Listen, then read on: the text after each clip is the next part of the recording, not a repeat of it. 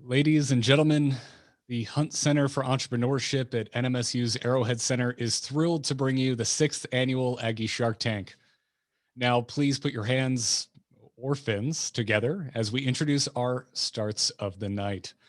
My name is Garrett Weinzierl, and I will be your master of ceremonies. So welcome to our 2021 edition of the Aggie Shark Tank.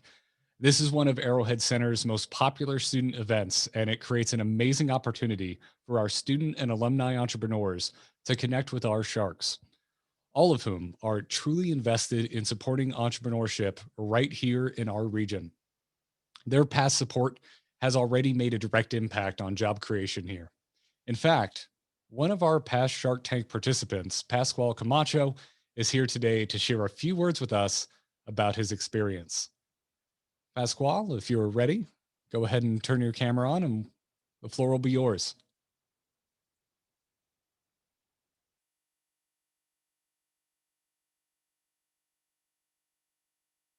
I believe you're muted, Pasqual. Oh, there you go. Well, welcome everyone. It's nice to have you here at Aggie Shark Tank, and it's also nice to be back. As Garrett mentioned, I was here about a year and a half ago at the event, and it's definitely nice to be back. Being here, I just wanted to touch base on a few points as I look back at my time at NMSU and when I completed this program. I graduated from the College of Engineering at NMSU in 2020. And right now I'm at Stanford University completing my master's. I'm also the founder and CEO of Vita Health, and we're trying to, through technology, support pain care management of patients. So looking back, I remember how intense the preparation was. I'm sure the participants can relate. It was a lot of effort and making sure that my work was being displayed, and then I got everything ready for the Sharks, really trying to convince them and really get to the next point. Remember working alongside Arrowhead Center since I was a freshman through Studio G. And that really provided me the support and the foundation for me to get to the point where I am now. I also took advantage of the advisors, and I'm sure you did so as well. And I just want to emphasize how helpful those were for me, and that you continue to take advantage of them, because these are connections that they just become part of your network. And I hope that you can continue to use them in your favor. So the next thing I wanted to mention is in terms of my startup, where the support of Arrowhead Center has been instrumental for me to continue to make progress. So back in 2019, when I participated, I agreed with one of the Sharks for investment, and that investment has continued to allow us to grow. And really, we're looking now at developing the second version of our prototype, having that engineered and partnering with clinics so that we can test it out with patients. In the meantime, I'm already fundraising the second round so that we can make this product a reality. But when I look at the past, it's kind of hard to imagine being where I am now without the support of Arrowhead Center. So I just want to say thank you for everyone that makes this program a possibility. And for the participants, I just want to say best of luck. I know it has really represents a lot of your effort and your time. So I just want to say the best of luck for you. And just remember that this is just one more step. As when you applied, you took a step. This is just one more step along the way. And regardless of the outcomes, just take it as that, and take it as a constructive step along your journey that will just get you one step closer to your end goal. and to realize your dreams. So again, best of luck for everyone. Thank you for having me, and good luck. Thank you so much, Pasqual. Now, that is just one example of how investment leads from product development to commercialization. Now, you are all in for a treat today because you're going to get a peek at some really innovative new business ideas. So let's take a moment to introduce our 2021 School of Sharks, who will be deciding whether to invest today. First up is Beto Payeras. Now, Beto holds the Bill and Sharon Sheriff Chair in Entrepreneurship at NMSU's College of Business, is the director of the Arrowhead Innovation Fund and a Kauffman Fellow. Mr. Payeras also founded Joseph Advisory Services and Cowork Oasis in El Paso. Next is Isabella Ortiz, an investment analyst at 4S Bay Partners, LLC. And then we have Drew Tolchin, president of New Mexico Angels. No, hi, Sharks. Now, before we get started, I want to acknowledge a very special guest at Aggie Shark Tank. So please help me in welcoming NMSU Chancellor Dan Arvizu. I'm pleased to welcome you to the 6th annual Aggie Shark Tank. This event is unique. It's a perfect mixture of education, entertainment, and opportunity that also highlights the critical importance of entrepreneurship to NMSU and the greater region and the communities we serve. It's also a wonderful blend of the groups of people who make the university great: students, alumni, off-campus community members, and staff working together to find solutions to real-world challenges and to redefine the business and job market. Without giving too much away about the incredible people you're going to meet and the exceptional ideas that brought them to this competition, I can tell you that this year's Shark Tank features entrepreneurs representing a range of backgrounds and fields. We've got everything from aviation technology to recreational gear, along with health solutions and help for busy parents. This is a perfect illustration of the diversity that makes NMSU's community so strong. People from all walks of life with a rich range of experiences, seeking to provide answers to questions that affect their lives and the lives of those around them. This is a perfect illustration of the diversity that makes NMSU's community so strong. People from all walks of life with a rich range of experiences, seeking to provide answers to questions that affect their lives and the lives of those around them. Aggie Shark Tank is also a valuable piece of how the university is working to advance entrepreneurship for active students and those who have already graduated. Creating and growing new businesses is essential to thriving economies. Providing know-how and the support it takes to run with an idea is one of NMSU's most important functions. It is the essence of the university's commitment to leveraging academic and technical resources into solutions for real-world challenges. I want to personally thank our Sharks for 2021. Dr. Beto Payeras from NMSU's College of Business and manager of the Arrowhead Innovation Fund. Drew Tolchin, president of New Mexico Angels. Isabella Ortiz, investment analyst at 4S Bay Partners. And our mystery guest shark. We would also like to acknowledge with special thanks Woody and Josh Hunt, who generously support NMSU as the Hunt Center for Entrepreneurship and through this annual event. We greatly appreciate their continued endorsement of entrepreneurship in the region, and our sharks offer more than just potential financial investment. They provide advice, mentorship, and connections to the resources the entrepreneurs and new businesses need to thrive. Our community is better for your involvement in this event. Thank you to Arrowhead Center and the Hunt Center for entrepreneurship and for making this event possible. Welcome to Aggie Shark Tank, and go Aggies. Thank you so much, Chancellor. And now to summarize the rules. First off, no one in the audience is being solicited for investment in any way. All of our agreements are made in good faith, but subject to due diligence. Details can get worked out later if time runs out. Now, there will be a 5-minute pitch presentation from our participants, and then there will be 10 minutes for questions and deal making with our sharks. Participants can ask for any type of investment or assistance. It can be funding, office space, or it can be mentorship. It is up to the sharks whether or not they would like to invest. Now, In addition to any investment from our sharks, there will also be a $1,000 crowd favorite award selected by you, the audience watching right now. We will share a Zoom poll where you can vote for your favorite business after our presenters wrap up. Now, it is time for our first presenter, so please join me in virtually welcoming Matthew Martin. Matthew Martin is an NMSU graduate from the Klipsch School of Engineering, class of 2017, and current MBA student at the NMSU College of Business. Matthew is going to be introducing Take Flight, a new way for you to get involved with general aviation. Now, Matthew, go ahead and please share your presentation on screen. Once you're ready, I'll get the timer going on our side and the floor will be yours.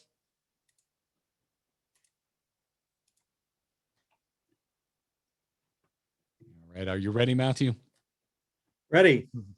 All right, go right ahead. Isn't it amazing to see the world from 1,000 feet up? I got this chance when I first flew a helicopter at 14 years old. A friend of the family was a flight instructor. She owned her own helicopter, and we flew around the city for 6/10 of an hour. That was the best 36 minutes of my childhood. It wouldn't be until about 2 years ago that I got back into general aviation and earned my private pilot certificate. And what happened to me is what happens to a lot of people who need to rent an aircraft to get involved.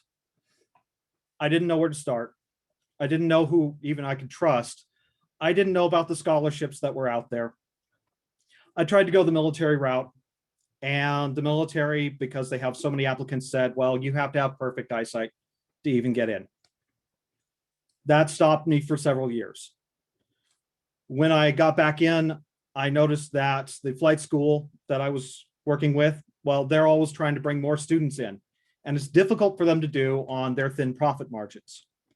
This led to the development of the Take Flight platform. This is a multi-platform application that connects the general public, such as people like you, to trusted resources in general aviation, flight instructors, rental aircraft. When we look at software as a service in general aviation, we see three distinct groups. The first group being like Flight Schedule Pro. These, for about $100 or so a month subscription fee, offer services to help take a student pilot from zero all the way to an airline career. The second group, such as CoFlight, is focused specifically on maintenance and support for aviation operations. And the third is a rental broker. They basically just stick your plane up there on a website and hope someone clicks on it. This is where we found our blue ocean. By reaching out to the general public, we're finding there are a lot of pilots that want to get involved. Now, an important note here is Open Airplane, which closed in December of 2019. In their postmortem, they stated that their biggest mistake was they did not focus enough on the pilots themselves. This caused them to miss a $215 million slice of a $170 billion market. This is the team that's putting the platform together. We are NMSU students and alumni, Matthew Martin, Jung Ho, and Kay Sweeby. I am the business lead. I'm also a private pilot, and I bring those unique insights into building the platform. Jung Ho, as our technical lead, is developing the back end. He is also a doctoral candidate at NMSU's computer science department. And Kay Sweeby is our marketing lead. She's developing the front end of the software. She's been involved in several projects on NMSU and through Google. Yeah, get this. We're seeking a $200,000 initial investment, and the goal of this is to get us to the point where we're able to generate revenue on our own and sustain our own growth. 60% of this funding is focused into development of the software, with another 2% focused into Google services. This is because we are building the software on Google's cloud. Another 20% is focused into operations, and this is primarily for insurance and FAA compliance, and another 16% focused into marketing. This is where our competition has fallen flat. They're focusing what little marketing they have into the pilot community, and instead we are focusing our marketing efforts into reaching out to the general public and bringing them in. I would like to leave you with this. A flight survey by Redbird, which is a flight simulator company, found that there's about 30 to 40 million potential pilots out there. Of them, there's only 660,000 registered with the FAA as currently active. There's over 40,000 potential pilots in just this region alone. If you have any questions, please feel free to ask.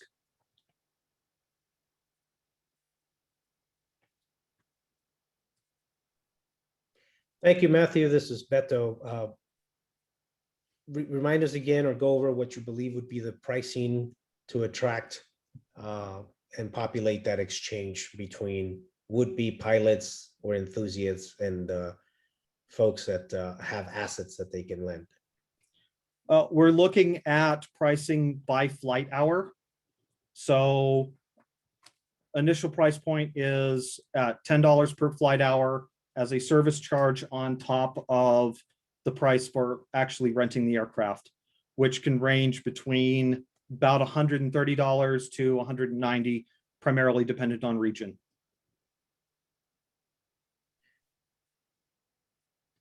I've got a second question. Would you believe or think that simulators are similar to the actual flight experience, given that they have a lower cost? And if so, would simulators be a good proxy for the demand for actual flight? Simulators would be a very good supplement. By the FAA standards, you need 40 hours of actual flight to get your private pilot certificate. And I do believe somewhere between 10 and 20 hours can be in simulator. It does help, but the simulator doesn't really give you the full feel like you get out here when you pull off the runway and encounter the winds that we do in the area.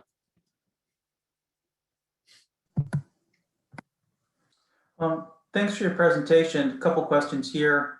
Imagine this company's up and running, and I want you to pick your 100th customer for me and tell me a little bit more about them. Make them as human as possible. 100th customer. Okay. Well, this is a guy who just graduated from, well, let's just say the College of Business. He's at his first job. He's been interested in aviation, but doesn't want to do it as a career. He just wants to do it for fun. He just moved to Tucson, Arizona. He knows within 5 years, he's probably going to move again. He's making a decent amount of money, but wants to be able to continue moving up the ladder. And so he looks onto our app, finds aircraft in the area, such as, oh, hey, there's at Marana. I can pull an aircraft right there. And he flies probably maybe once a week on the weekend, just to keep his time up, just to keep his experience up. He envisions in the next about 3 years owning his own aircraft.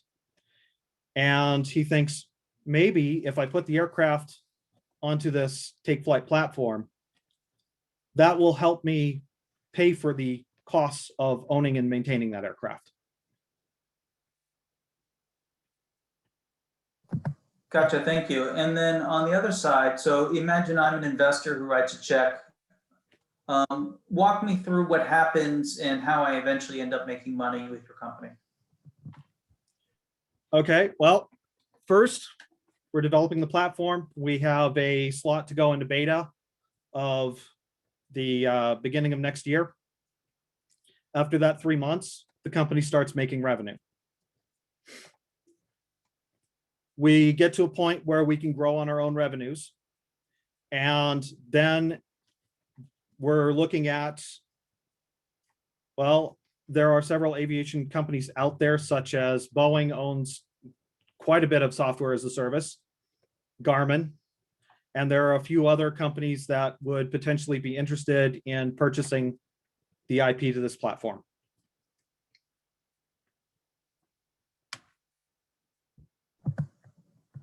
Okay, and how much time does that take before, if I write a check, I'm seeing something back? I would estimate probably about 5 years. Okay, great. Thank you. So this is a great presentation. Thank you, Matthew. I have a few questions. I'm not too familiar with pilots getting a license and all that, but so on top of, renting out the plane, do they also have to have insurance as well too, as your aspiring pilot? Or who's going to be paying for that? Is that going to go through your service, or is that going to be an individual insurance? Okay, the insurance is required really on both sides. The person who owns the aircraft needs to have insurance on the airframe. And the person renting, such as myself, I have renter's insurance. It's not too expensive. It's between $100 and $300 per year for the insurance policy. And our platform, we're designing it so that it can see, oh, hey, this aircraft is insured, and oh, this renter is insured. And both people involved in the rental transaction can see the other side is covered. And do you need to be a certified pilot to get insurance, or you can just be anyone to get this insurance? Well, at the point you need insurance is when you're at the phase of your flight training called solo. And to do that, you need to have a learner's flight certificate through the FAA. Okay. It's not very difficult to get. It pretty Okay. much fill out paperwork. Okay, perfect. And then when you were going through your competition, there was the first one that has a service similar to this, but the difference is those are for current pilots, already established pilots. And this is using your service for people that are not yet there when they want to get there. Mhm. So that's the main difference. One of the other differences is not everybody wants to go, oh, I want to get into an airliner. We have doctors, lawyers, engineers, a lot of people that they have the funds to be able to fly and they're interested in it, but they like the job that they're doing currently. Mm-hmm. Okay. So they don't really want that, hey, I want to go all the way to get my ATP certificate in 4 years. Okay. All right. And my last question is, can you go more into detail about your revenue projections and how you plan to, this even like a 5-year plan. Oh, okay. Our slide's perfect too. So I know because you'll be getting the service fee, but also the people that are going to be renting their planes, are they also paying a fee to host their plane on there? How does that work on the revenue part? Okay. On the revenue part, we've tied the fees directly into flight hours. So essentially it's just tacked on top of the flight. That's it. Nothing else. Okay. The people who are putting their aircraft up on the platform do not have to pay anything for this. And the only time we make money is when the people who are hosting the aircraft make money. Okay. That makes sense. And so what you're going to be paying for essentially is the software and development of the software and building it out. Yes. Okay. That's my questions for now. Thank you. Do we have any other questions from the Sharks? Just one, this is Beto. Can you think of a similar business that had a similar revenue trajectory, building an exchange like this?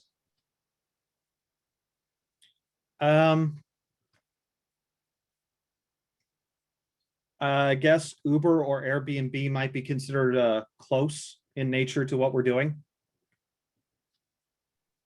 There are some limitations. This was tried before by, I don't know if you're familiar with NetJets. They got in trouble with the FAA because they were essentially ride-sharing aircraft, and the FAA said, no, you need to be Part 135 certified to do that. So we're trying to steer clear of the Part 135 territory, which shut NetJets down. Okay, thank you.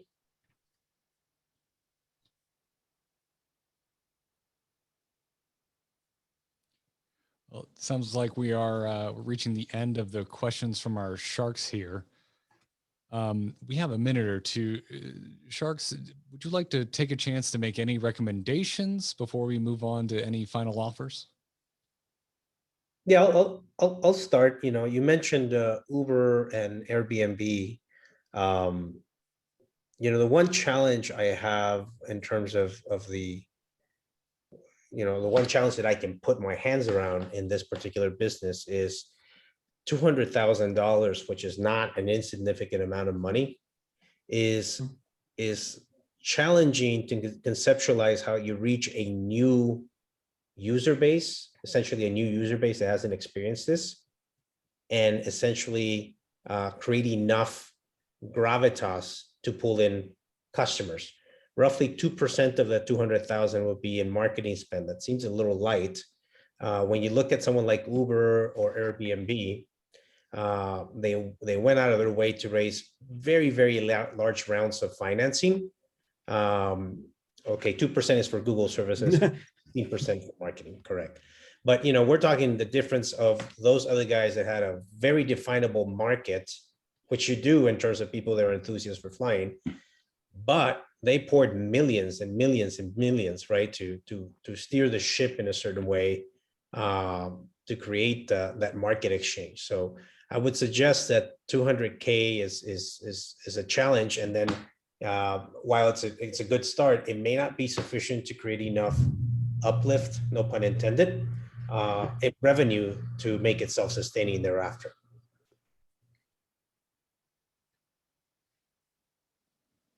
And then I would add one thing.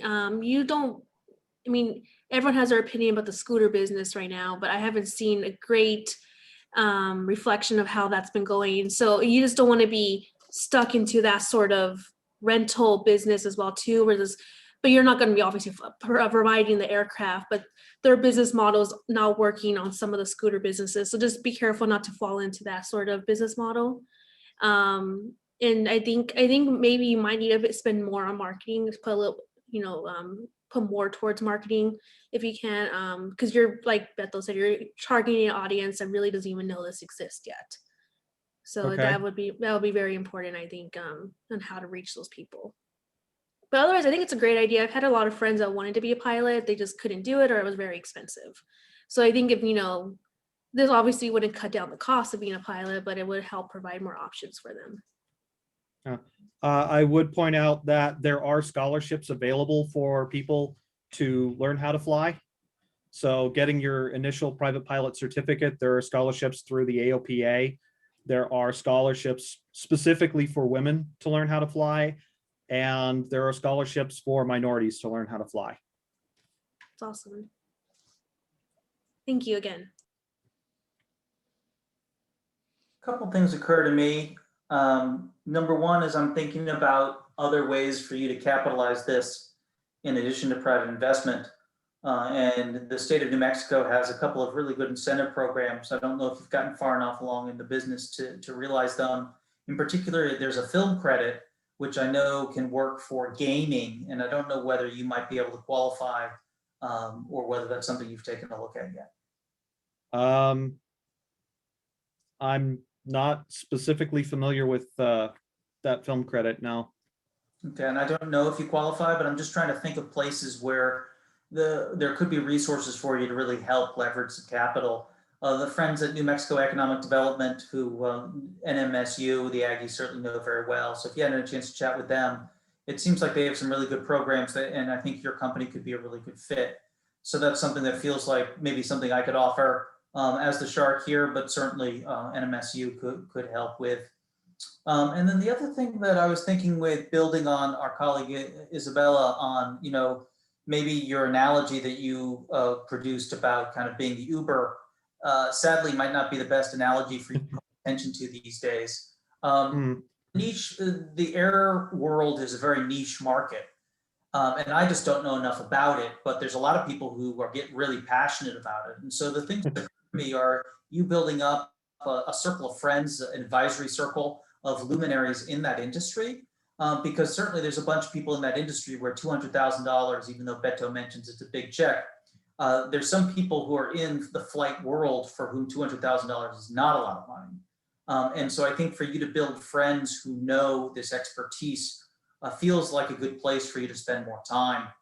And I think that would be advisory circles, maybe giving away some equity, getting a few more people in your circle of management team who can share a flight history and a flight resume. And then I think that there would also be some partnerships with associations. You mentioned knowing these entities that are really eager for pilots, particularly from diverse backgrounds. And so I wonder if these associations might be a good partnership for you to help you get kind of a shortcut towards the capital you need to get this going, and for us all to see you spread some wings and fly to now. I've been primarily looking at AOPA. EAA is another potential connection.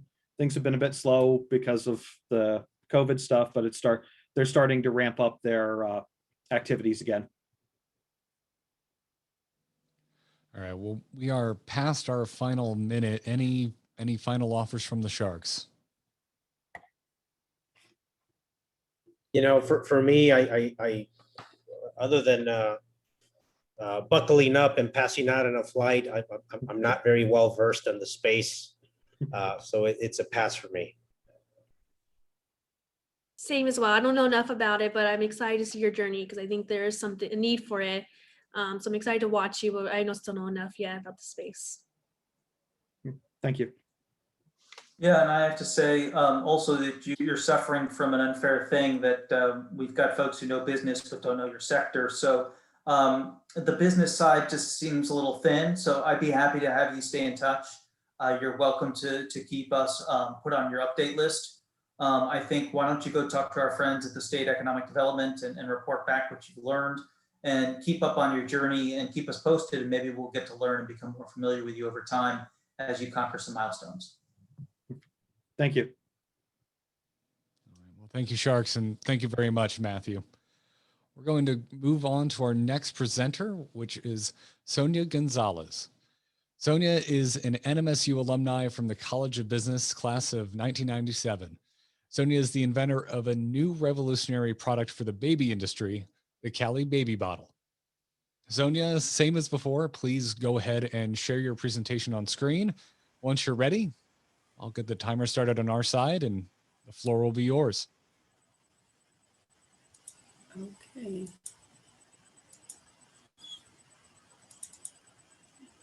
Looks like it's loading up.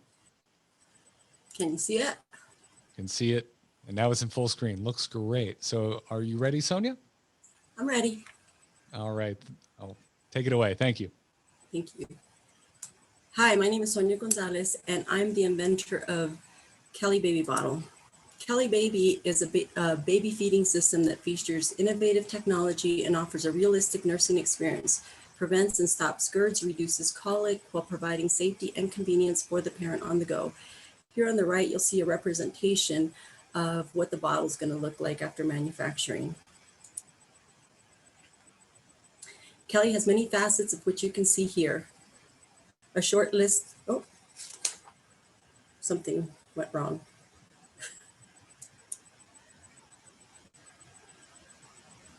Oh, are we good? You're no longer sharing your screen. Oh, I don't know what happened. Okay, let's see. There. Oh, okay. It's loading back up. Okay, There, it's okay. back up. Oh, sorry about that. I don't know what happened. Okay, so here's a short list of problems that the bottle can alleviate and solve. There's the bag and the nipple, which are both unique features to this bottle. And there's no other product out in the market that offers this feature. The nipple is contoured and a little heavier, giving a more realistic, natural feel. Here on the right side, or on the left side, you see the bag. There's a duct valve, powder formula, water, and a burstable seal. When you apply 2 pounds of pressure to the bottom of the bag, the water will burst. This burst seal, the powder will fall into the water, and you have your baby formula. You get the bag, you drop it into the bottle, and within less than a minute, you've got a bottle. Anybody who's got babies that's trying to feed them at 2 o'clock in the morning can probably appreciate this this idea. In addition, the system is also bottleless, which is a feature that no other bottle has in the market currently. The bag is disposable and recyclable, so in this picture, you can kind of see the thickness of the nipple, which is one of the unique features. The other unique feature is the disposable bag. Once you're done feeding, you can just toss the bag. It's recyclable and disposable, and all you have to do is wash the nipple, and you're done. Kelly does have it does have some competition, but nothing quite similar to what you see out in the market. There's a couple of different bottles here. These two have the mix, and so the difference is that you'd have to wash the bottle afterwards. With Kelly, you don't wash the bottle. You can just toss the bag, and even if you want to use the bottle as a receptacle, it still doesn't need to be washed because it never really touches the formula. The only thing that would have to be washed is the nipple.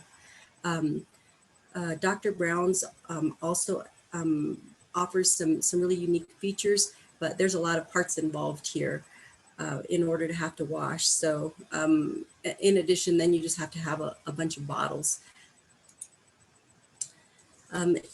Currently, according to the statistics, the market size for baby bottles is growing significantly because lots of moms are just working now. People are just becoming more career oriented, and so whether by need or by choice, the projections are that the baby bottle industry should be seeing about a $3.5 billion revenue forecast by 2025. In the US alone, you can see where it doubles from 250 million to 426 million by 2015. Currently, there's 4 million babies born in the US, well, according to statistics 2015, 130 worldwide. About 17% of infants are feeding from birth, bottle feeding from birth, about 50% by 6 months. The 25% of the babies that are born generally will get colic, and about 66, statistics shows that about 66% of babies that are about 4 months old will get GERDs. And GERDs is kind of like acid reflux, similar to that. The business model is I'm targeting first-time parents that are professionals about age 23 to 30 that like to travel.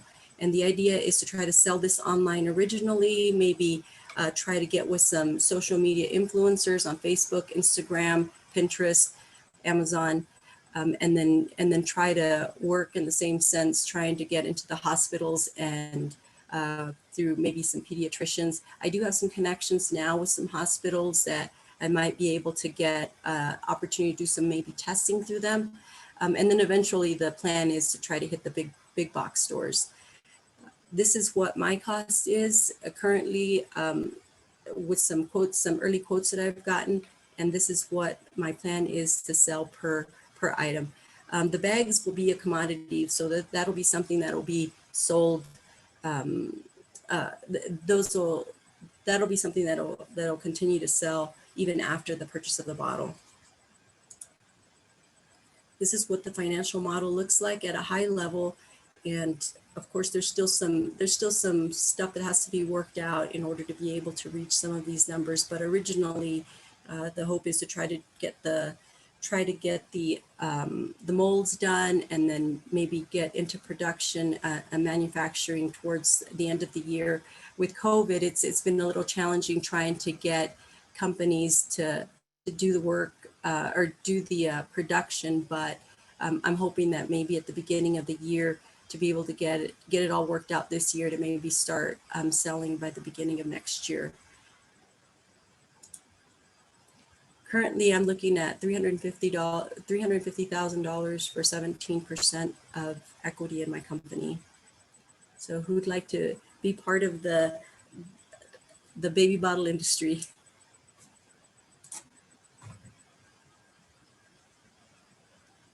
So I'll go first. Can you go back to the picture of the bottle itself? Sure. And can you go into a little more detail, the science behind how it works and how the science behind the solving but helping prevent like colic and GERD and all that? Can you help? Sure. So So right here, there's a duct valve. And so once you burst the seal here, there's no air. And so if you do happen to get maybe a couple of bubbles, all you have to do is kind of press it a little bit further and all of the air will come out. And because the duct valve is there, no air goes back in. So that keeps, that helps babies whenever they're drinking milk or drinking the formula. Colic is generally caused by babies ingesting air. And so this alleviates that. So with this process, then that's how the bag will work. In addition, then normally you would get your bottle or your bottle, and you have your water, you have your formula, you pour it in there. And so let's say you're at a busy airport or you're traveling and you're trying to do this. And that's how I came up with the idea originally, is that I travel quite a bit. And I see this happening quite often, is that I'm in the airplane. Sometimes they're running in late. You've got a baby. They're trying to fix a bottle. They try to feed the baby as the plane takes off because the baby can't pop its own ears. And so by them swallowing, then that helps that process. And so imagine trying to get settled into the airplane while everybody's also trying to get in, trying to fix this bottle. Baby's crying. Lots going on. And so that's how I came up with the idea. And originally, after that, then I came up with the nipple. And the nipples, it's a little different than what you see out in the market. As you can see, it's got this curved side. And so whenever the baby puts it in its mouth, the nipple actually will lay, if you can kind of see this, I guess you can't see it. Anyways, the tongue kind of lays flat here, and the top of the nipple will be up on top of the roof of the mouth, which will let the baby be able to drink a little bit without having to worry so much about the air flow. Awesome. Well, thank you. And then another question I have, maybe, so this is are you thinking that people are going to buy one bottle, or are they going to buy a few bottles? Because you said the commodity is really going to be the bags. So is it a one-time purchase of a bottle and then they use it for a year, 2 years, and then they have it or do they plan to purchase a new bottle every month? Well, I mean, the bottle, because of the fact that the nipple is made out of silicone, the bottle will actually last quite some time, but you find it very common for people to have more than one bottle, just so that you don't have to be worrying about if you lose it or where it's at. So I imagine that people would be buying several, not as many as, they wouldn't have to buy as many as what they currently have. I know I have a girlfriend that I just visited a couple of weeks ago that has a 3-month-old baby, and I swear she had like 60 bottles in her cabinet.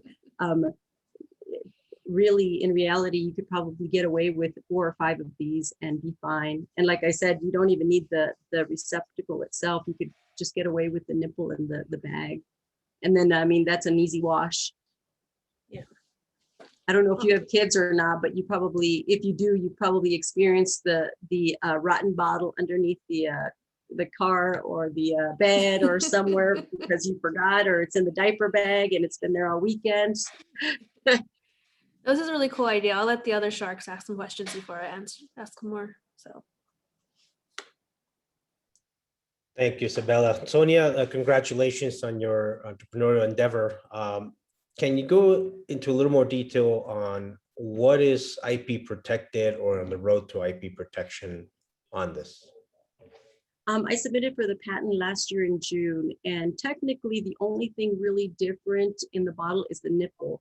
But as a whole, as a baby bottle system, then I'm able to patent it all as one, because these are all things that have long ago, their patents have expired, like the burstable seal, the bag, the duct valve, like all of these things are not new. What is different is the nipple, because it's wider at the bottom. As you can see here, you just have this one opening. Yeah. And have you done any, for lack of a better description, clinical work on the benefits of the nipple itself? I have been in contact with a professor at the University of Houston, which I've been communicating with, and she's been doing studies for about 25 years on preterm babies. And and some of the studies that she's done is that the nipple, that the baby the baby gets to determine its own flow rate. So most likely, from what she said, the baby will take the nipple, even though the nipple hasn't yet been tested. And I mean, the hope was to get prototype testing, but it's not that easy to try to do this with the silicone without a model or without a mold. so after talking with her, she just was pretty much like the baby's going to take the nipple. It does have some other features in which as soon as I get it produced, that I'm going to have some clinical studies done as far as the curvature on it, because it is supposed to allow the baby to have better airflow. So in addition, because the bottle is vacuum free, then the baby can actually sit up and drink the bottle. So unlike the standard way where the baby has to lay and you've got to give the baby the bottle this way, in this respect, the baby can really be in any direction and it can feed.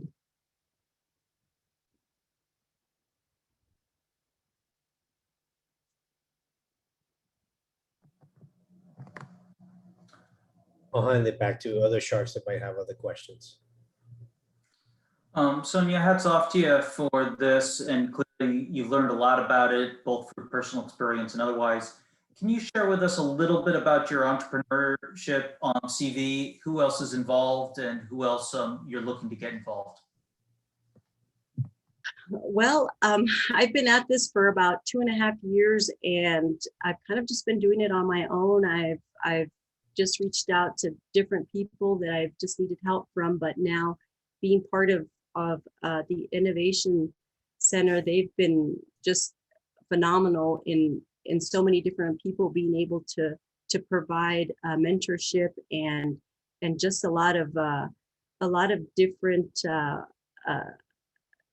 a lot of different advice that I've been able to take. I've been going to college for a long time, and so I've got some business experience or business education, but as far as that goes, I have had some interest in somebody trying to maybe help with the molds and also maybe investing. So I'm currently in talks with somebody who is interested in helping in that facet. But up until now, I've just been just doing it myself with just anybody who can give me some good advice. I've just been trying to do the best that I can with the information that I've been getting, that I've been provided. Okay, and so if you were to build championship team, who would be a next hire for you? Well, right now the plan is I'd really like to hire 3 people, one being a marketing person, because this is going to be really, social media is going to be a big significance to this. So I need to try to get this out there, and for the mom influencers, for me to get into that space and just see how much interest I can get. I've talked to a lot of people about the product because I've not really been afraid of sharing the idea. And like I said, I've been at this for, I don't know, it's probably close to 3 years now. And any mom that I've talked to is excited about it and can definitely find how this product could definitely alleviate stress for them as they get through their journey of being moms. And then the second would be, of course, a salesperson, so they could help with the sales part. Of course, I would also do my part in helping in both respects. All right, we are past our final minute, so I'm going to pass over to the Sharks and ask, do we have any offers? I'll start. This is it's an exciting space. Certainly, lots happening, but for me, it feels still a little too early to make a commitment. But we'll commit to spend some time with you if you allow us to.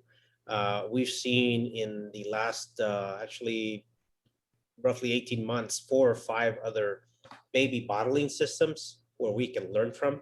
I do see they need a lot more capital, and marketing is of the essence.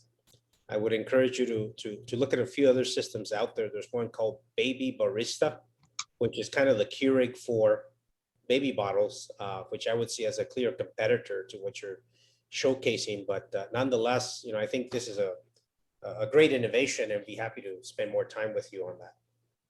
Thank you.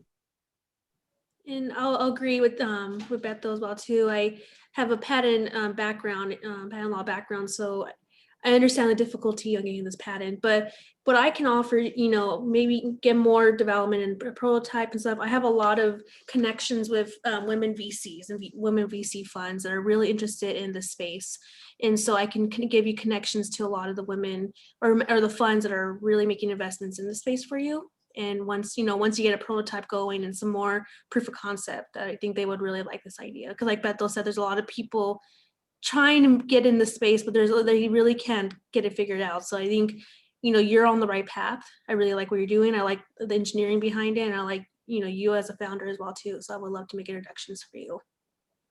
I appreciate it. Thank you. Yeah, Sonia, I have to join my colleagues on this one. I think that we could use a little more seasoning for you. I know it's tough to carry an idea for a long period of time, and it can be exhausting. So I really encourage you to think about building a team. Our friends at ABQID Ingenuity have an event coming up called the Co-Founders Fiesta. And I think that would be a perfect opportunity for you to go meet some people you might be able to partner with. I'd also encourage you to start an advisory circle. I think there's a lot of women and men for that matter who would understand your product and want to help you. And I think the time is now for you to start building a team, because going by yourself is just a really lonely experience. The other things that I can offer is our friends to the north at Rocky's Venture Club, which is a partner of ours. They have a pitch academy. So we might look at having you join that. And then I agree with Isabella's path about some female focused efforts. I could think of a couple. One's called Chloe Capital, where we could forward you on to, and certainly at least have a conversation with them. And there's probably a couple of others. So I think you've got something here. I think you need to spend some time on a team, and I think you need to hone the pitch. So make use of Beto's offer, because I think you've got the pieces here, but I to be honest with you, I didn't quite get the killer clarity here. And since I'm supposed to be a shark, I want to encourage you to really have a very strong, powerful story, bringing yourself into that. So I think you can do better there, even though you've got some really nice, pretty slides that technically are correct. So I think we need the next step for you. Okay, I appreciate it. Thank you very much. All right. Well, thank you, Sharks, and thank you, Sonia. Moving on to our next presenter, Stephen Aldrete. He is a native New Mexican and an NMSU alumni. He has a Bachelor of Science degree in electrical engineering, and after 31 years of service in the U.S. Department of Defense, he retired last April. He is here today as an entrepreneur and would like to introduce us all to his H2OBO system. Stephen, it looks like you're already sharing your screen with us, so now I'll just simply ask if you are ready to get started, and then I'll pass the floor to you.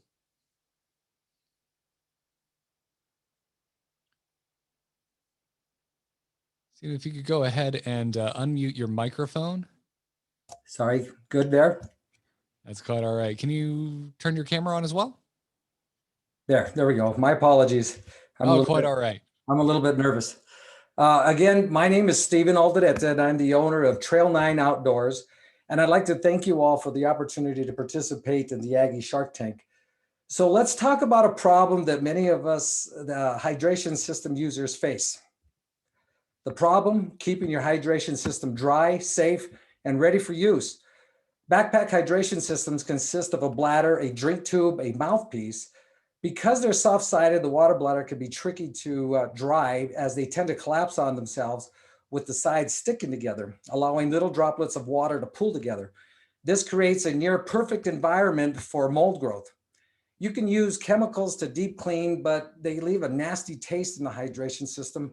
Or you can attempt to dry the hydration system using towels and weird hangers, but that's still no guarantee that your system will be dry. The solution, the water bladder obliviator, or the hobo system. Get it? The hobo system is a convenient, fast, and effective way to dry out the entire hydration system. It also helps with storage of your hydration system by partially inflating the bladder, keeping the soft sides separate, preventing mold growth. With a clean hydration system, there's no need to buy another, thus prolonging the life of your system. The technical approach to dry out the hydration system that I am suggesting is to circulate warm, dry air throughout the hydration system. This will be accomplished using a attachable patented cap system for the bladder, a clip to hold the mouthpiece open, and a source of warm, dry, blown air. Blowing warm, dry air into and throughout the hydration system serves two purposes. One, it inflates the bladder and keeps the sides from touching one another, allowing airflow throughout the hydration system. And two, it completely dries the hydration system relatively quick and efficient, roughly 15 minutes. The backpack hydration system industry, along with the water bottle industry, is $1 billion a year industry. The hydration product market is said to have the potential growth of over $228 million over the next 4 years, with 32% of that in North America alone. I have done a little bit of research and have found that Vista Outdoors is the parent company of Camelback. Last year, Camelback sold approximately $455 million in hydration packs, about 30% of the total market, and over $50 million in water bottles, or about 5% of the total market. If Trail 9 Outdoors taps into 1% of the Camelback market, that could generate over $4.5 million annually. And if Trail 9 Outdoors taps into 1% of the industry total, that could generate over $13 million annually. I believe the military is a huge potential customer, and let me tell you why. Every soldier, Marine, airman, and sailor are issued hydration systems, and I know they go through them pretty fast. The hobo system could save the Department of Defense money on many levels. I have been working with a very talented group of individuals: William Radican of Radican Engineering, Kevin Souls of Loza Loza Patent Attorneys, and Charles Garrison of the X10 Marketing Agency. And of course, I've been working with the experts through the AIF as well. My needs, I'm looking for an initial investment of $150,000. Incremental funding would be ideal. My current status, as of this morning, I have been issued a US patent for my hobo system. I am in the process of getting trademarks for the name Trail 9 Outdoors Hobo, as well as my logo. I have been using SolidWorks CAD for all my design work, which is adaptable for manufacturing. I have developed prototypes using 3D printing, and currently I'm finalizing my design for the hobo system as well as a mini hobo, and we should have both designs completed by June. So I've done the math. I plan on the retail cost of a hobo system for around the same price as a replacement bladder, about $50. That gives me a gross profit of $34.75 with a profit margin of 69.5%. Even if I sold it at $40, the gross profit is $24.75 and the profit margin is 62%. The bottom line is I have a healthy profit margin.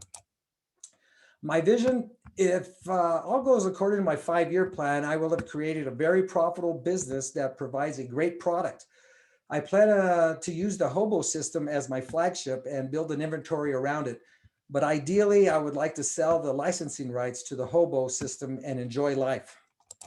So the hydration system industry is huge and growing rapidly.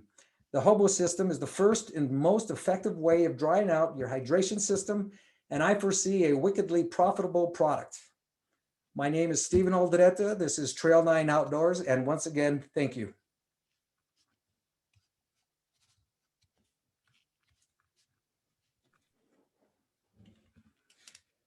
Well, I'll go first. Steve, congratulations on this. My mouth just starts watering thinking how much this stuff can cost, right? Yes, yes. I think I have 3 or 4 hydration packs in a garage somewhere with very little use. If you could go back to the slide where you have your breakouts for kind of the source, the uses of funding, right there. Yes. What is the asterisk denoting on UL testing? Okay, in UL testing, it's recommended, it's not necessary, but I have been doing research in the sense of power cords. So the power cord actually has a GFI involved in the plug itself. So that could alleviate some of the UL testing needed. I see, got it, okay. And have you scanned or seen Kickstarter campaigns for hydration packs and kind of scan the competition on that? As I did go into a patent search, and the only thing that I have come close to something like this, it's a company out of Phoenix, and it's more of a wick that is inserted into the bladder, and it wicks the water away. It doesn't necessarily, I don't know, I've never used it, and I don't know if it's capable of completely drying out the bladder and the drink tube and the mouthpiece. Got it, thank you for that. Yeah. So I'll pause there and I'll bump it off to other sharks that could ask other questions for now. Is this going to be, well, congratulations, getting your patent today. That's awesome. Thank you. Is this going to be more of a B2C play than a B2B play, or you plan to do a mixture of both consumer and then to businesses? I plan on doing a lot of business through the internet. Eventually, once I get started, I do think about selling it to retails like REI or pro bass shops, things like that. But for now, it's going to be strictly a internet purchase. A consumer purchase, yeah. That's correct. Oh, I'm sorry, yeah. Yeah, no, that's fine. And then back to the Kickstarter, what do you know which site you're planning to use for that one? We are probably going to do Kickstarter itself. We're going to do the campaign. What we were waiting on was the patent itself, so that we can actually, this is the registration number for my patent, and we're going to kick that. We're going to start the Kickstarter off very soon. Okay, sounds good. Because if you wanted to go with Republic, it's a crowdsourcing one. I know the people right there if you wanted to get onto their platform. Okay, but thank you. I'll take a pause as well too, like Bethel for a bit, and let Drew ask any questions. Thanks, colleagues. First of all, Stephen, I love the fact that you're willing to admit that you're nervous. I think that's very good. It's very important for an entrepreneur to be able to be realistic and also to be honest with people. So I think that's a great strength. Also, congrats for the things you've done in your career and how far you've gotten so far. I think that's great. Building on what my colleagues have said, I might have missed something in your presentation, but is the crowdfunding an investment crowdfunding, or is it a product kind of donation-based crowdfunding? It's going to be a product donation. The reason, let me take a step back here. What we just started talking about, I was talking with the marketing agent, and we plan to use the mini hobo as a giveaway. At a certain percentage of the giveaway, I'm planning on giving the little hobo, the mini hobo, away for that. That's my plan for now. I hope that answered your question. Not exactly. I mean, when I think about the really successful crowdfunding campaigns, why not just take pre-orders, get enough money so that you don't even need to bother with all these investors and take more time?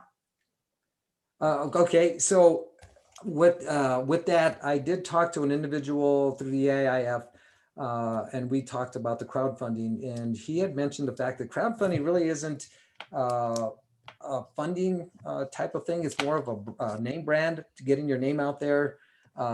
So we're gonna try to get as much money as we can, obviously, and I'm gonna use that money accordingly to fulfill these needs. So. Okay. And then back to Isabella's question about B2C, B2B. You mentioned military, and that the military, a lot of military folks are using this. you know, what would it take? What's the balance between trying to sell it for yourself and fulfilling this online in your garage versus trying to find some sort of REI or institution or maybe even the military themselves and selling a bunch of them? So right now, I do have a SAM. I forget what the acronym stands for. It's you need it to do business with the federal government. Sure. And we need, I've been working that end of it. I'm trying to get into their inventory of things. There's also a SOFIC convention that I plan on going to once it opens up to push this, to get a little bit of exposure for the Department of Defense. Right now, yes, I do plan on working out of my garage, hiring a couple of people to come in and we start this off. And depending on how fast this grows, you know, we may be moving, we may be going, you know, who knows what it's going to do. But my plans right now are to market both to the commercial and the military. Okay, great. Thanks. Yeah. I'll ask a few other questions if I could. If you could go to your slide that talks about, again, the use of funds. Okay. And legal fees, business setup, et cetera, 30K. This is not for patent work. This is for sort of setting up, whether it's an LLC or it's a C Corp or et cetera. That's correct. Currently, it is an LLC. The reason I put legal fees is that once I get investors, I need to set up a business plan and how to set up, how to do the shares on this. I am not very knowledgeable on this, so I bring in experts to help me out on this. And as a matter of fact, I have brought in a lot of experts on a lot of this to get me to where I am today. So that's where I plan with the legal fees. Okay. I would submit that you may want to revisit that number. It's very likely that it's less expensive than you anticipate, and you could probably get some additional help from our colleagues or folks in the network on what that might cost. If you wouldn't mind going to the vision slide as well. Okay. So this is just kind of an observation. I mean, I really like the product. I think it has some potential. And it sounds like you have other ideas and other things you'd like to introduce. But I can't help but point out that maybe there's a tension between wanting to build a highly recognizable system for a broad base of customers like commercial and military, but then potentially introducing new products, but then potentially licensing, right? You know, sometimes some of those desires might be in conflict, or at the very least might have different timeframes or time horizons by where you can execute those or not. For instance, if you license it out, you may not be able to control how they package the product, brand the product, et cetera, et cetera. You know, so there might be some things to think about the vision and strategy, right? Which will impact your cost and potentially also impact, you know, kind of the brain damage that you got to go through to really organize the business that you might ultimately desire to see it. Right. Okay. I understand where you're coming from on that. And, you know, I foresee, like I said, a 5-year plan. It's going to take me that much, probably, hopefully in 5 years, I'll have a brand name out there. People will recognize it, and a bigger company will come in and say, hey, you know what, Stephen, we like it. We want to take it over. And I would be very willing to wash my hands and walk away. Okay. Well, since you brought that up, Steve, I got to ask you something. Yes, sir. You know, if you were given the choice of being rich or being king, which would you choose? I think I'd be king. That way I can make my own rules, I guess. Okay. Yeah. All right. Thank you for that. You bet. I'll have some final questions. I don't know how much time we have, but you know, essentially, you know, this is a consumer product at the base, and so this is a very hard space to get into. I made a few consumer product investments, and the most important thing about consumer products like this is branding. And I think more money and more time needs to be spent around branding at the forefront. I agree with your plan of, building out, then getting a brand and getting acquired or getting licensed, but I think the branding needs to be focused really at the beginning as well too.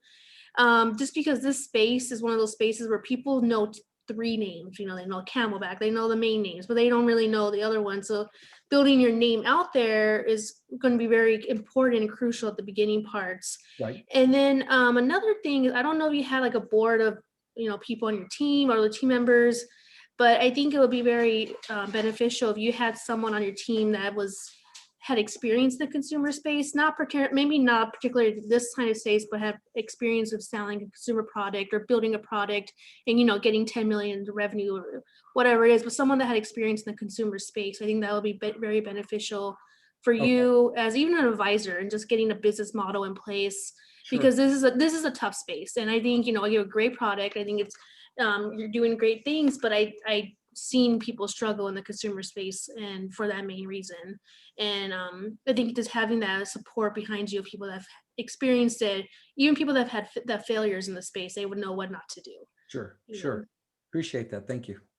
To Isabel's point, I did a quick search on hydration products on Kickstarter, and there are 88 of them. Hello. About a quarter of them are for pets. Ah. And about another 10 to 15% are canceled, which speaks at the difficulty of even being able to, creating enough brand recognition and get the marketing right. So I think those are good comments by Isabel. Yes, yes.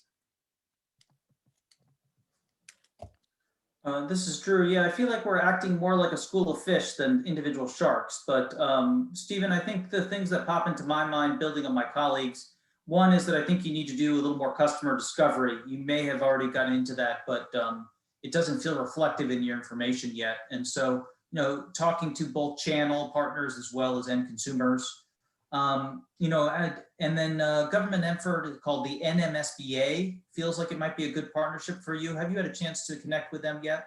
Not yet. No, I have not. Yeah, that one feels like that would be a good one for next step. Okay. And then, yeah, I'm just finding myself reacting a little bit to your sales idea. And so I think Isabella's idea of you finding some more experts, kitchen cabinet advisors, people who've been there, done that. Okay. I think that will serve you well. I think it just feels like that one could be shaped. And I know it'd be more powerful to me if you could come to me and say, hey, look, I've got somebody who worked for 20 years in this space, who lives and breathes this stuff, and this is what we're doing for our sales, and here's why. So I'm just not quite convinced yet. I think you've got potential. I think there's a lot. I think I could see this product being successful, but I'm afraid that I need to just be a follower at this point. So you're welcome to keep in touch, and we can get an e-newsletter out. And if you need other people who might be able to get input, maybe I could do a couple intros for you. I appreciate that. Thank you. We are at we're past our final minute. So final call for any offers. Well, I'm not saying I'm smelling blood in the water or anything like that, but I'd like to take a little nibble here, Steve. I'd like to kind of maybe take a deeper dive on this one, and and spend a little time with you, for us, we like to co-invest, so we wouldn't necessarily want to write an entire check, and it might be that the check size changes after we talk and whatnot. But I mean, put me down for 25K. Oh, nice. Subject to start to just kind of play with my food a little bit. All right, thank you so much. And mine, I will offer probably more connections. I have, like I mentioned, the Republic. I have one of my startups is on there right now. If you wanted to connect with them and see how they're doing, and I can connect you with the founders of Republic as well too. It's an investing company, so they're going to take equity. So it's not really a product one, but if that was an interesting route for you, I can introduce you as well too. But just watch, what you're doing. And then once you get more people on board or more experience, I would love to connect back with you and see if I can, connect you within our office, but other funds that I have that we have in our portfolio as well that are in the space. I appreciate that, Isabella. Thank you so much. All right. Well, thank you very much, Sharks, and thank you, Stephen. I appreciate the presentation. We're going to move on to our next presenter, Megan Donart. Megan is an NMSU student in chemical engineering and the Master's Accelerated Program for Business Administration. Megan is presenting the pitch for COVID-19 PPE from Just Breathe Free LLC. Megan, it looks like you're already sharing your screen and I can see you on video. Are you ready to begin? Yes. Wonderful. The floor is yours. So hello again. My name is Megan Donart, and I'm here representing Just Breathe Free LLC. So COVID-19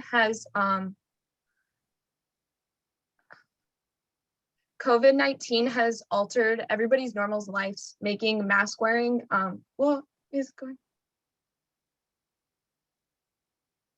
I don't know what's going on with my screen.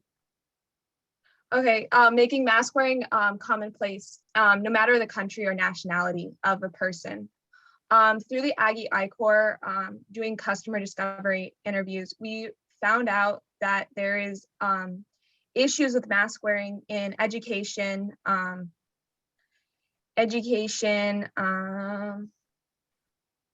lost my notes. I'm so sorry. I'm really nervous. But education, packing industry, and emergency response. Next, I can't, oh, there we go. So out of one of the interviews, we actually got this quote, "Masks are the new dirty diapers in the parking lot." And this seems like a weird analogy, but it's really true. Masks are the newest biohazardous waste, and when left or disposed of improperly, they are left where they are due to concerns surrounding them. This is leading to issues with cities and municipalities having to deal with an increase in the solid waste. So currently, COVID-19 is the third leading cause of death in the United States, outranking motor vehicle accidents, according to CBS News.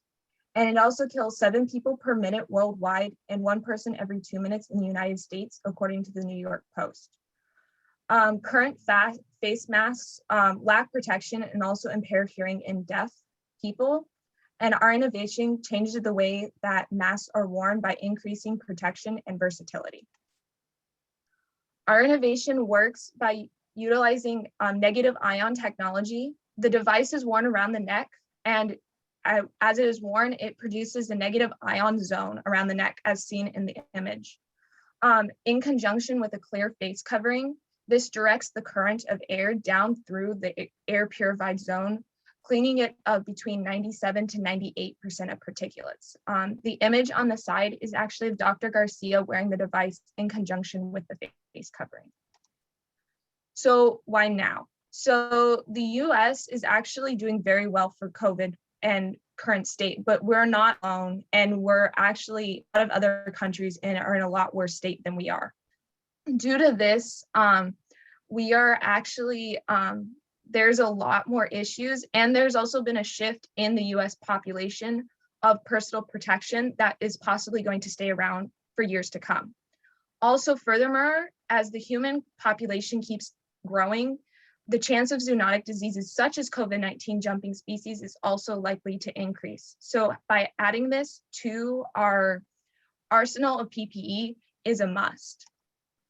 So the current potential market for New Mexico is totaling over about 11,000 units, and the potential market for the US is a little over 2 million. This is with a 25% adoption of teachers and staff in K through 12 and higher learning, and a 25% adoption of EMT, and a 1% adoption of students in K through 12 and higher learning. So the current competition compared to Just Breathe Free are N95 surgical and respirators. Respirators tend to be a little bit more expensive, and they're harder to get your hands on, also with N95, since these are being utilized for hospitals, with KN95s being the only ones that are available that offer over 95% protection to the general public. Surgical masks do not remove up to 95% of particulates. They also leak and they're not reusable, and none of the options available on the market allow for face visibility and the allowing of eating and drinking while the mask is worn. So these are images or little videos demonstrated using smoke to show the way that breath moves with a surgical mask and a face mask, and how that they leak and how they're ineffective. So as of right now, we're looking at 2 potential business models. So we're looking to either license the device or to rent it. And we're looking for the sharks for advice on this. So our team includes me and Katie Britchell as entrepreneur leads, along with Dr. Tony Garcia and Dr. Gabe Garcia of New Mexico State Engineering as our technical leads. We also have Jen Eltz and Noelle Fitzpatrick on our advisory board. So our current status is we're working on our next stage prototypes for our volunteer testing. And we're also looking at private lab testing. And so we're looking at for an investment of about $100K, with 30% going to legal, 30% to testing, and 40% to prep for commercial production. Thank you. We'll open the floor to the sharks for any questions.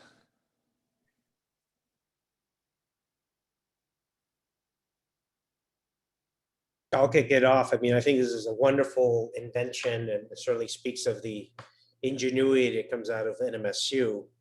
And certainly living through the last year or so, we get a real sense of the importance of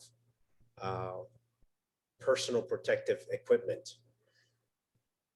How might this help address, if at all, the challenge that a lot of people, for a variety of reasons, choose not to wear a mask, regardless of whether it provides little or some protection? Has that been incorporated into this? I mean, a simple surgical mask is it's a very low bar for wearing it. And this other mask kind of represents a higher threshold. Any thoughts on that? So this mask is, so I actually have a face shield that we're using to model as of right now. And so it's very simple, and it's just worn like this. And so it's very minimal. And I know a lot of people who have issues with masks, it's because of how constricting it is around the face. So by allowing it to be open and airy, it makes it a lot more flexible, and a lot more people are like, through our Aggie I-Corps, we're very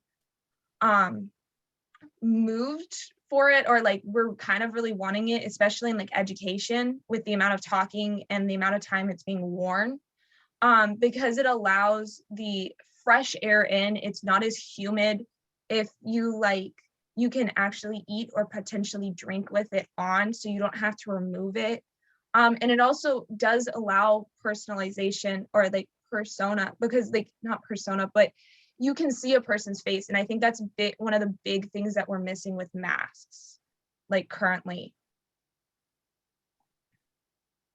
But thank you for that. I think that's a great response. Give me a little context on why the 2 business models and how you're weighing those 2. So as of right now, we're not quite sure exactly our next steps. We're wanting to get the prototypes out for testing. And so we're working right now with the Aggie Innovation Space on that. But we're looking at 2 potential business models, because we were talking with a couple customer segments, and there's a potential of renting this out to potentially like movie theaters or stuff like that on a for rent basis, or to license the product to somebody for this, or they could do something similar, or just to license it out in general. So we're trying to figure out our avenues, because there's a couple that we could explore.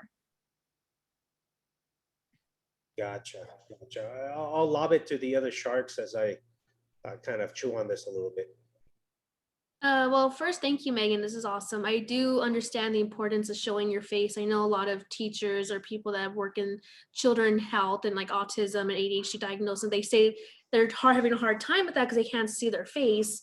And so that was a big issue, was mask but not showing the face. But I will ask a question, and you probably have heard this many times, but where do you see the future of this, as really people are not going to be wearing? I mean, I don't know, but I feel like less people are going to be wearing masks in the next year, 2 years, 3 years.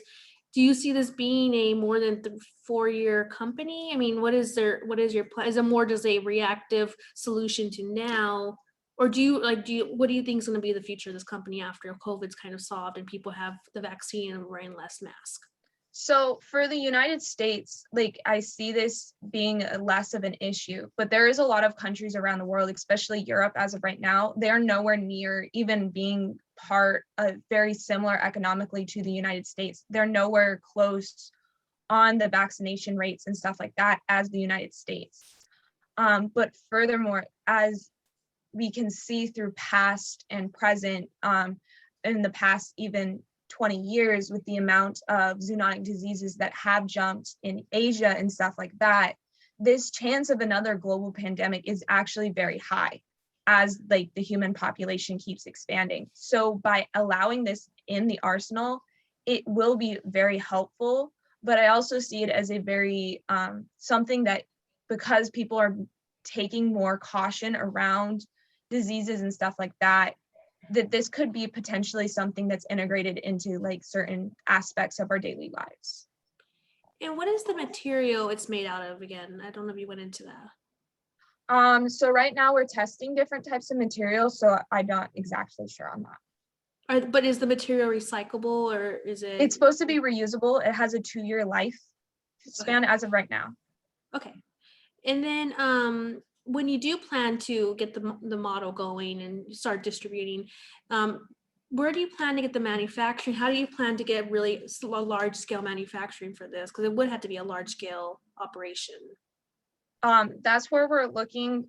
So we're trying to figure that out, and that's where we're asking some advice on the business model and some of the stuff like that. I'll let Drew ask any questions if he has any, so I think of more.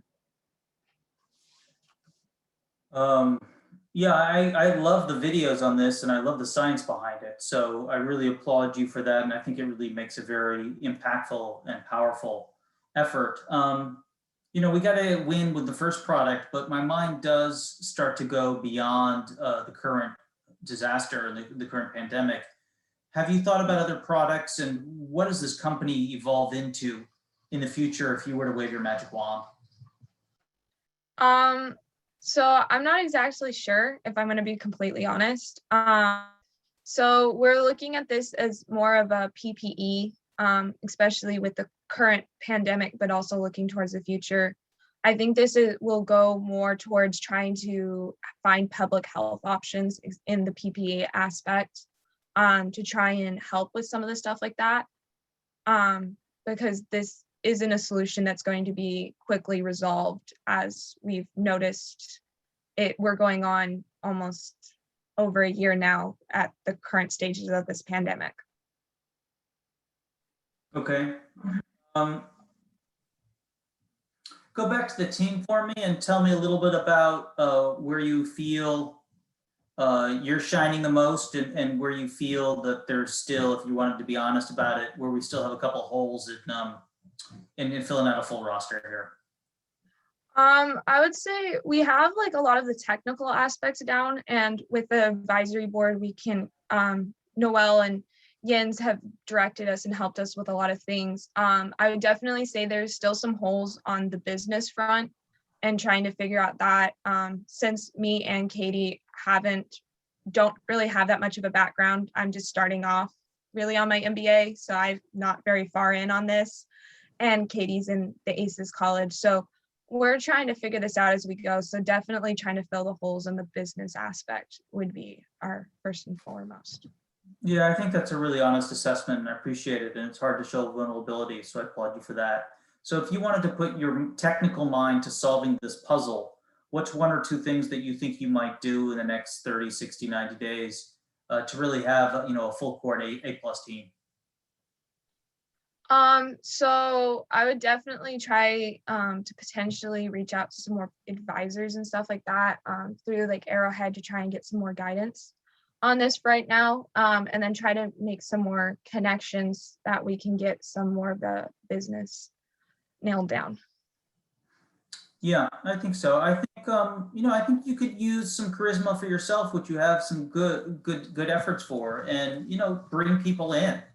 And I think that that's a fine thing to do. Also, I mentioned to one of the other folks that our friends at Ingenuity have an event that's perfectly matched to that NMSU is also a partner with. So it's the co-founders Fiesta.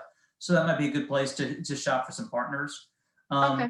You know, I have a bias. So, you know, I have a hammer, so my world looks like a bunch of nails, right? But, you know, maybe a fractional CFO, which is my usual thing. And I'm not suggesting myself, but there's a bunch of people through NMSU alumni where I think you could get some expertise there. Because I think that that carries some gravitas. If you can walk into a room and you say, hey, look, I've got this person behind me with 20 years having been there, done that. I think it cuts down on a lot of questions that investors feel that they have to ask you. So it just is a way to preempt some things that might come about. Gives you a cage for the shark to try to catch up to Beto's puns here. Well, I'm gonna swim in and just gonna add a few other comments.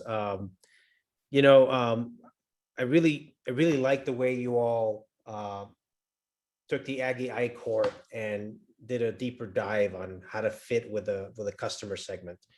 I think there's still some work to be done there when you mentioned that this could be kind of a mass for rent program, right? And maybe in the healthcare space or movie theaters. So maybe we need to dive deeper into the movie theater space and the like, or other areas like that where there's an interest in that. But just to be, you know, transparent from my perspective, you know, I feel like if I was going to take a good bite out of this, I need to know that there's a little bit more. A little bit more of where it's headed. You know, we still don't have our beachhead market. We know it's a big problem. It's a worldwide problem. And sometimes because it's such a big problem, it's very hard to put your arms around it and say, this is the problem we're solving for this group. So I kind of feel like that needs to happen before equity capital starts to get close. I also feel like there's certainly not just from the American Recovery Act, but a slew of other sources of funding that might be coming down the pike that may need to be exhausted first before coming to the sharks, because the sharks might take a bite that's bigger than planned for.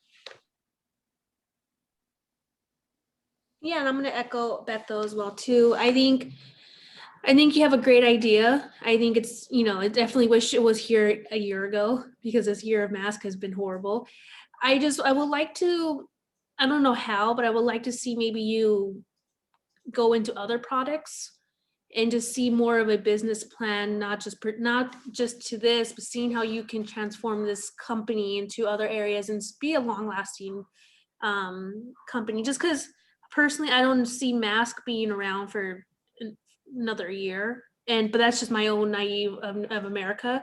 You know, obviously other countries are different, but I would like to see more of a business plan around other products and more of that. So I would, you know, I'm going to pick a pass, but I appreciate your drive, and I appreciate your solution to a current problem that's actually a big issue. And I think with that drive, you can solve more of the other issues that come after the world in the next year or two, and you can keep building more products around that. This is Drew again. I'm going to take a different tack than Isabella. You know, I think that I agree with y'all that you could just focus on masks and win in masks for a while. And even though I do agree with Isabella that the future there is uncertain, I think you could make enough money to really start building stuff. So I think what I could offer is, you know, I do think that I agree with my colleagues that this is still a little early here. So you guys do have to kind of pound on it a little bit more here. But if you came back and there was promise, I'd be willing to have New Mexico Angels take a look at it, in particularly to introduce you to our friends at the Rockies Venture Club, where we have a formal partnership. And there's a women entrepreneurship, women's business track. And so to be able to get you the chance to at least get a hearing from them and see if what feedback you get, or if there might be some folks who would be willing to kind of be on an advisory or other means. So I can offer you that. I think we should probably work a little bit so that you really can shine a little bit in front of them. I don't think you quite make it yet, but I think that there's enough promise here to spend some more time on it. Alrighty, thank you. All right, well, thank you again. to our sharks. And thank you, Megan. Really appreciate it. Now, before we swim to shore, we have one more final presenter. Mark Davis, an NMSU alumnus with degrees from the Klipsch School of Electrical and Computer Engineering. Mark founded Like Human to productize next generation deep learning technologies for a smarter future. Mark, I can see both you and your presentation. Are you ready to begin? Absolutely. Thank you very much, Garrett. I'm pleased also to have just moved back to New Mexico in the last few months. And Like Human, like the name suggests, is about making things smarter. The tagline is less like the machine and more like human every day.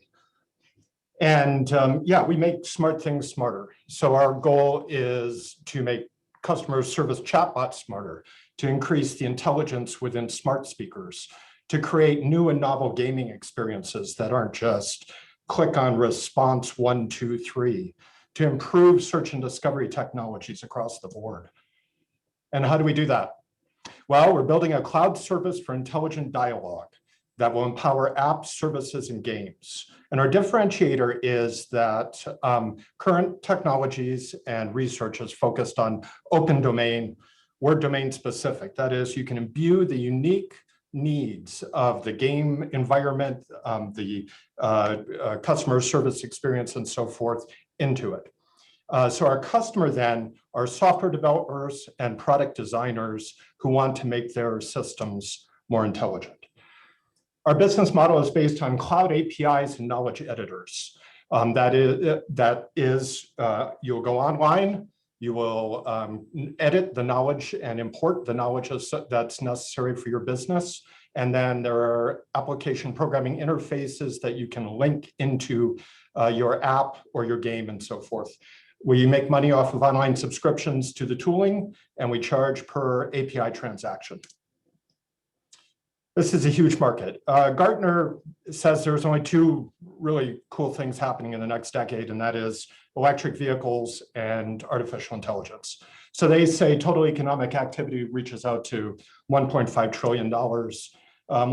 When they break that down a little bit, and we all know that Gartner has not always been right, we see CAGRs in the range of 45 to 50%, somewhere in there across these different segments. We think we play primarily in agents and smart products, but can have an impact in decision support and decision automation as well. So progress. I was on the beach for a few years, so I'll get to my background in a second.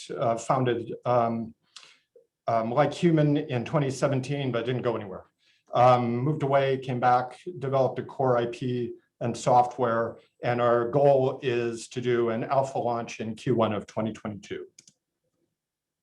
The secret sauce. So we have 3 provisional patents that protect our core deep learning technology, emotion management and dialogue consistency technologies to create a more like human experience.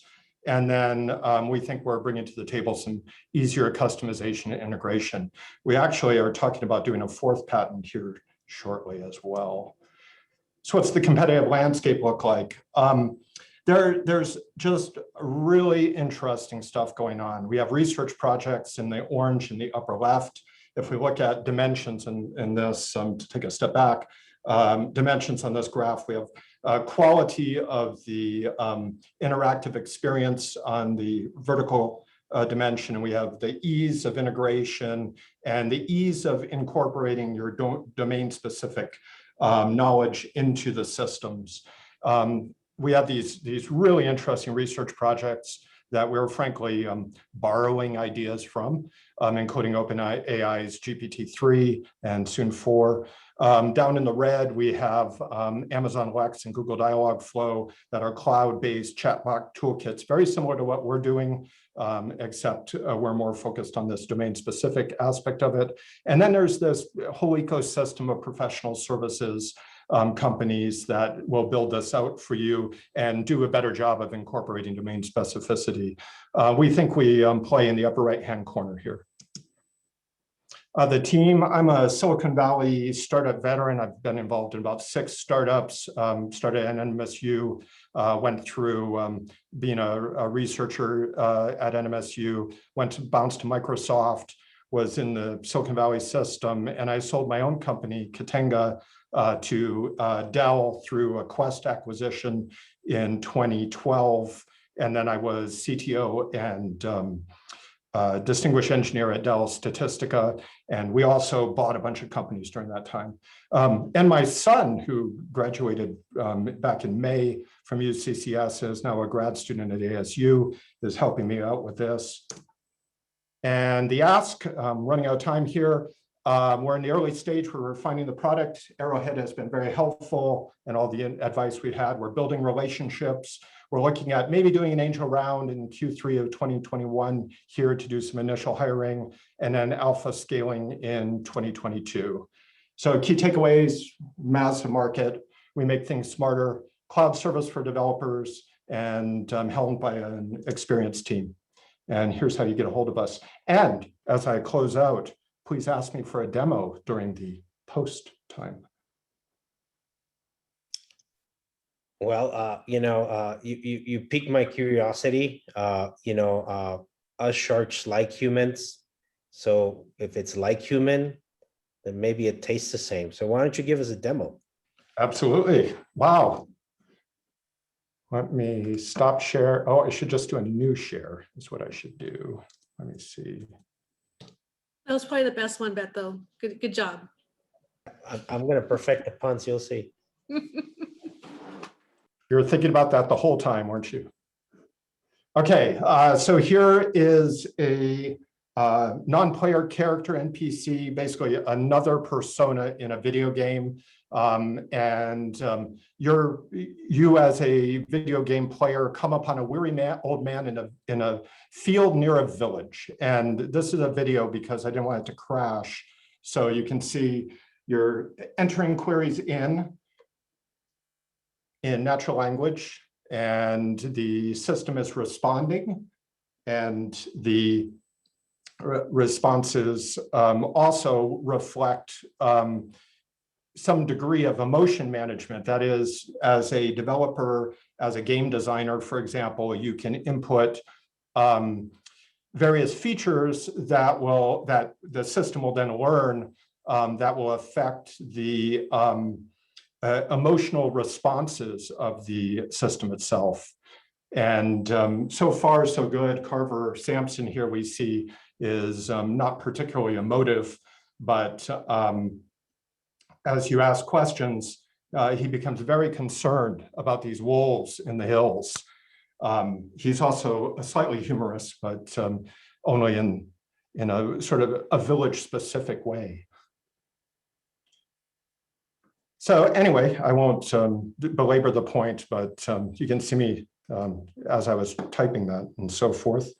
But that gives you an idea of what it looks like. And I'll go back to the deck here in case we have any other questions. And I have a bunch of backup too. Can talk about, this is a M&A exit play, just basically. I don't know if any of you, well, actually I'll let you ask questions. Go ahead. Well, I'll defer to my fellow sharks as I start chomping my bits here. Very good. So on this slide of the potential exit, what is your ideal like exit then? Yeah, so we build it out in 2022 and we acquire customers, we ramp up revenue, and then we saw this week Microsoft took out Nuance for $16 billion.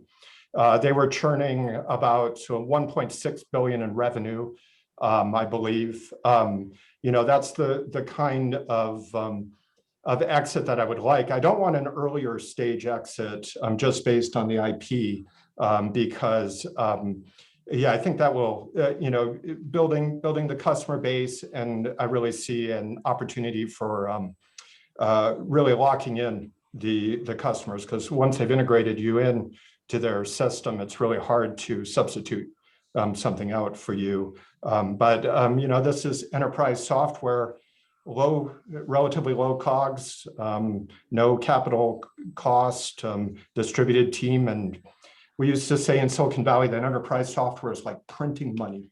So.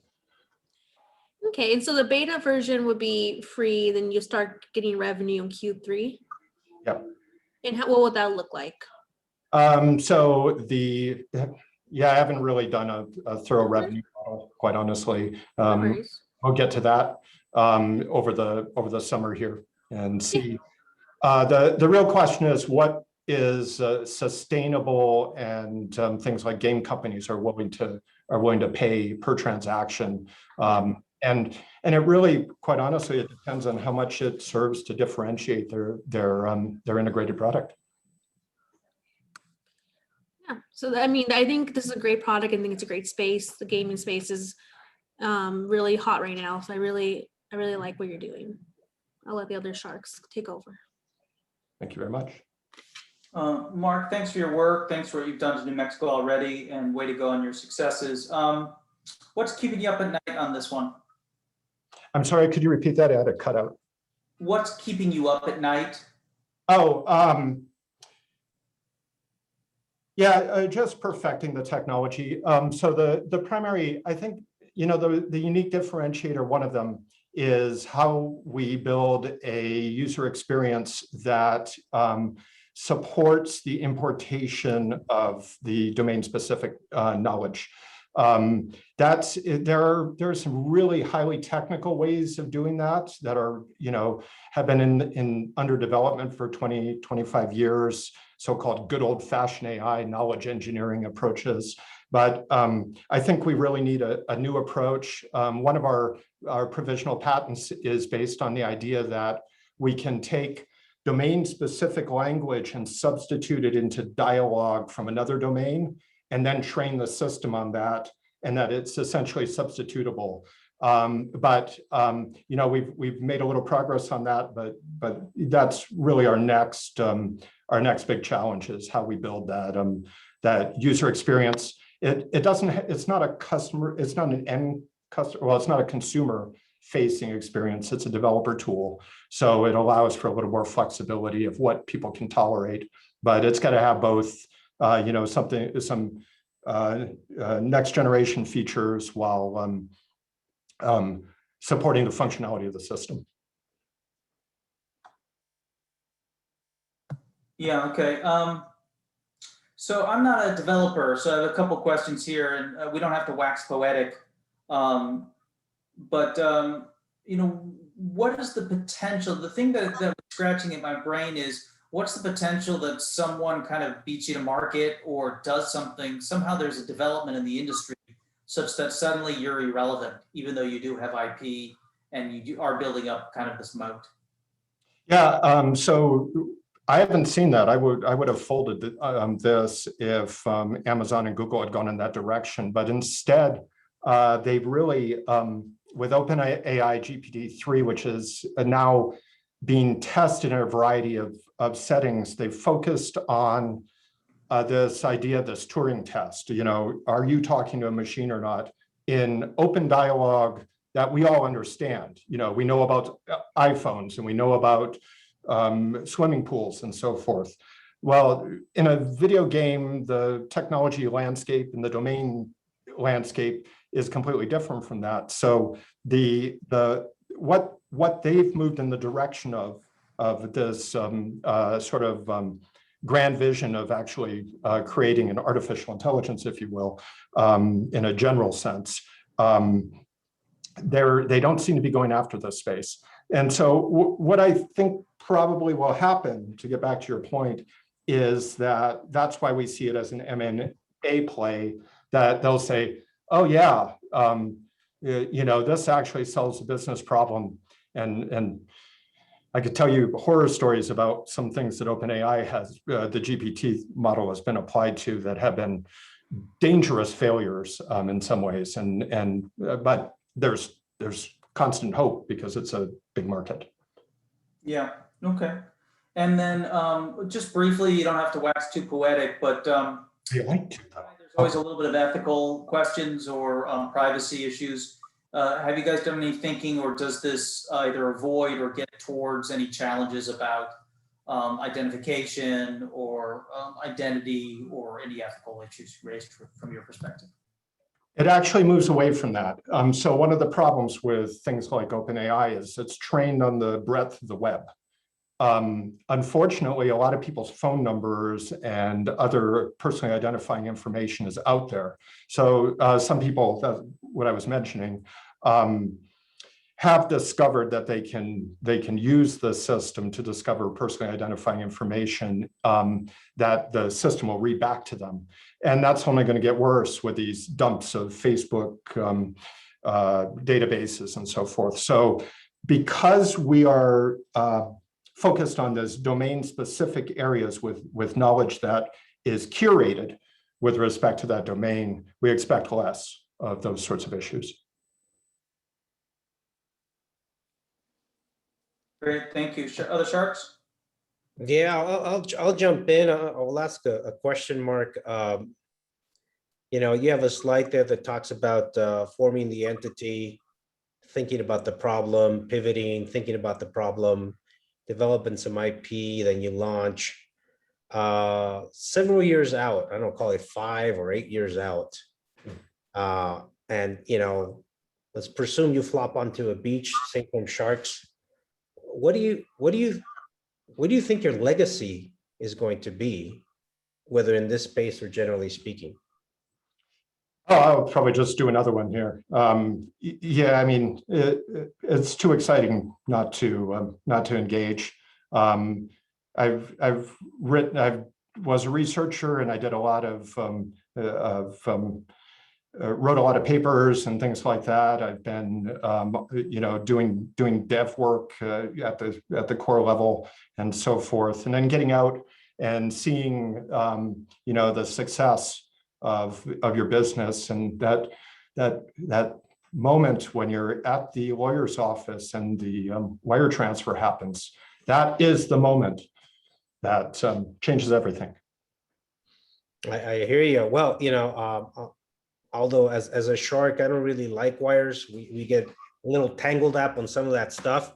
But I'll take a bite. You know, what are the terms you're looking for in this 100K? I was thinking 5% convertible debt / safe, one of those. We could move in that direction. 5%.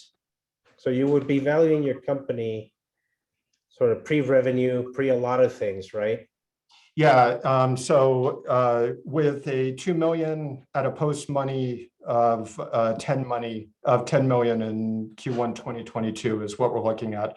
So 5% at 100,000 would be, you know, it would get you in early. Yeah, yeah. Well, you know, I'm going to be a little piggish and I'm going to offer them to take the whole bite. And I don't know if any of the sharks want to wrestle me for it.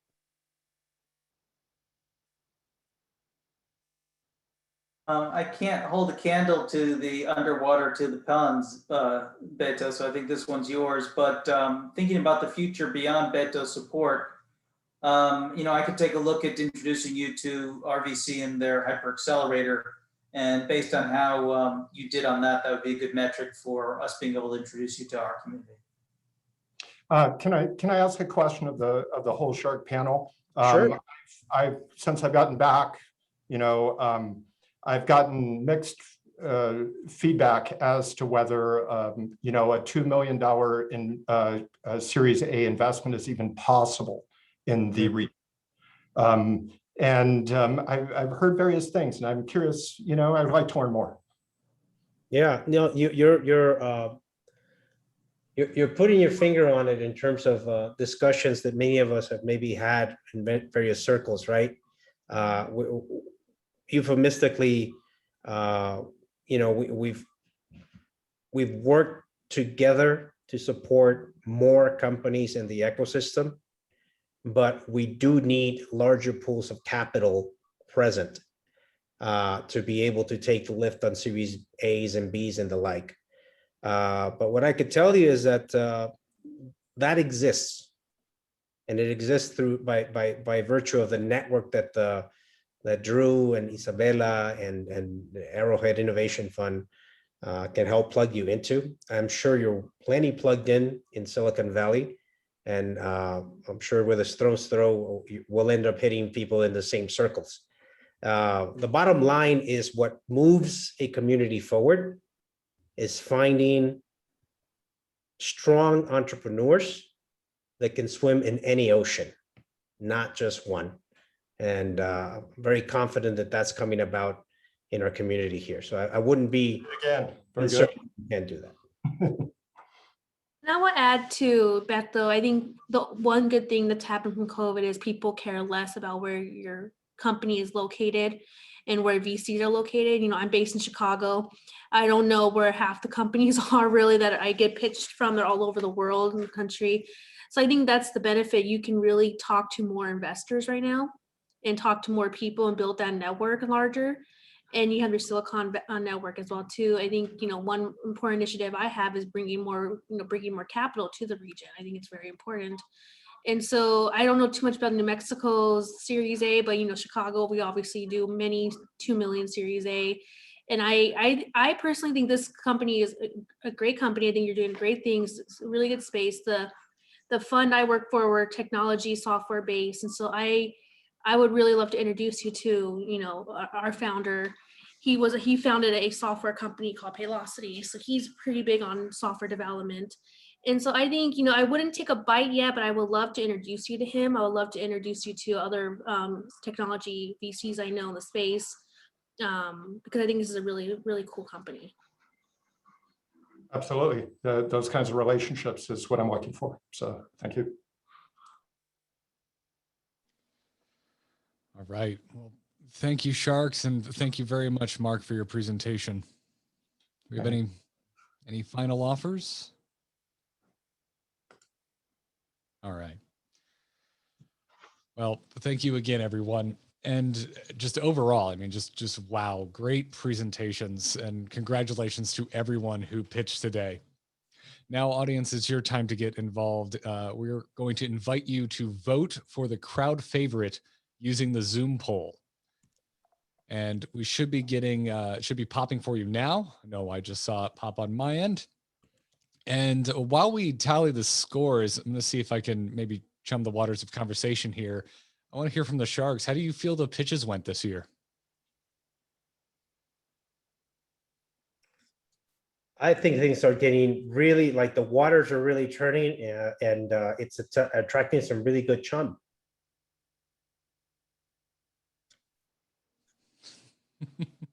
Have I baited anyone else in the conversation?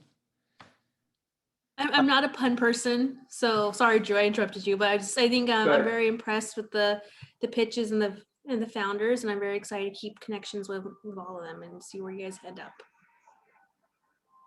Yeah, I think we've got another competition on the pun side, but I wouldn't even enter because I couldn't hold a candle underwater to this competition.